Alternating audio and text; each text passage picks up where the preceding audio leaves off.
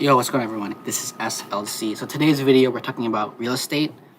Real estate is so easy to get into in the sense that you can start no money down, right? Get a loan from the bank, 7%, 8%, which is insane now because of inflation. However, what you guys need to realize is with real estate, everyone lives in something, whether it be a hut, an apartment building, even a lean-to. You could freaking do an Airbnb with a beefed up lean-to. Freaking one day, we'll find out if technology will make a dope ass lean-to. Even that could be considered real estate.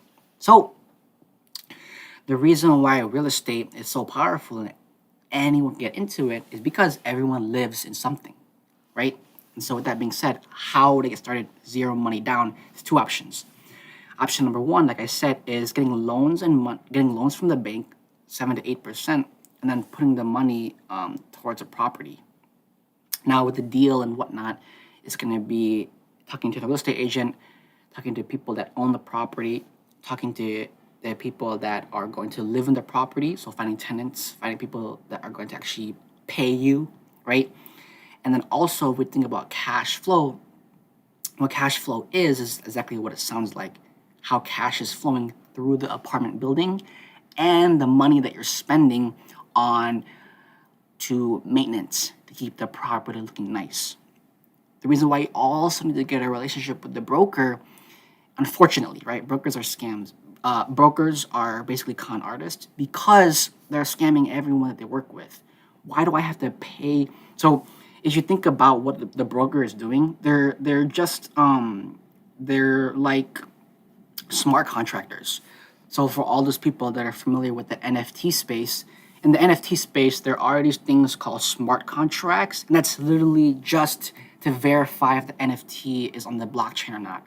That's what a smart contract is. If that's the case, people are nowadays in the NFT space are getting paid so much money, 50K, however much money a month.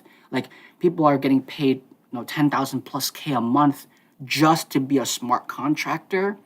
And as a smart contractor, all you're doing is verifying a specific thing on the blockchain. All you're verifying is the specific code on the blockchain of a purchase, of a movement of one NFT from point A to point B. So if that's the case, when an NFT moves from point A to point B, the middle person is a smart contractor that verifies that NFT got from point A, from one person, point B to the next person. And the middleman is a smart contractor, and they're getting paid so much money just to verify that NFT got from point A to point B on the blockchain.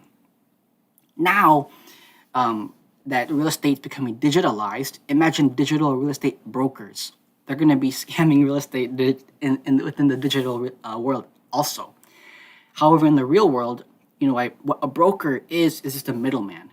Here's the money, here's the bank, here's the broker right in the middle.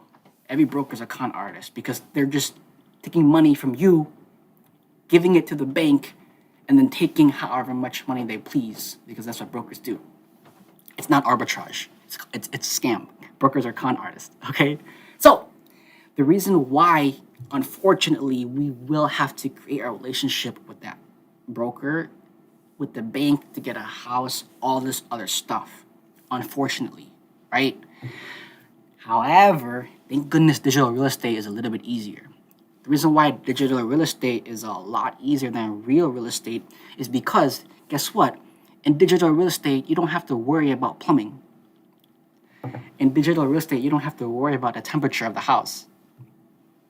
In digital real estate, you just have to worry about, does it look nice? Is the person willing to pay however much money for a memorabilia of not even a real house, but a digital house, right? And then also because it's based off of per monthly purchases. Think about passive income and how it works. If I own a property that's, let's say, $1 million, right? And then each time someone goes through that property, each month that they're living there, they need to pay $10,000. So after 12 months, that's 120K. I take 120K from the tenants after 12 months, right? That's called passive income. However, with digital real estate, why it's going to go even more bonkers is because of crypto, is because of the digital assets that are in the game that multiply and compound on themselves way faster than USD or all the freaking other currencies that are bullcrap. And also, since the crypto and since the digital assets are able to compound so much more, also the movement of money moves faster. So cash and USD and all that stuff is so slow. It's so slow. Think about it. If you have to pay, like, let's say you're gonna buy a car, it takes forever to pay off the car. What the fuck? Even a house. Let's say you want to buy a house, it takes forever to pay off the house. What the fuck? Versus digital real estate, you can just however much crypto you want and however much digital assets you have, you just put it towards that, and the money moves way faster because you don't have to worry about the bank. You don't have to worry about the broker.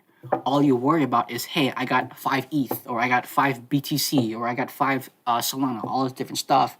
You just send it to whoever the owner or has the digital real estate. You just send them the money, and then they give you the asset, which is the digital asset.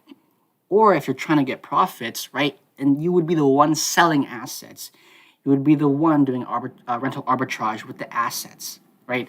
Everyone, my name is SLC. This video definitely helps.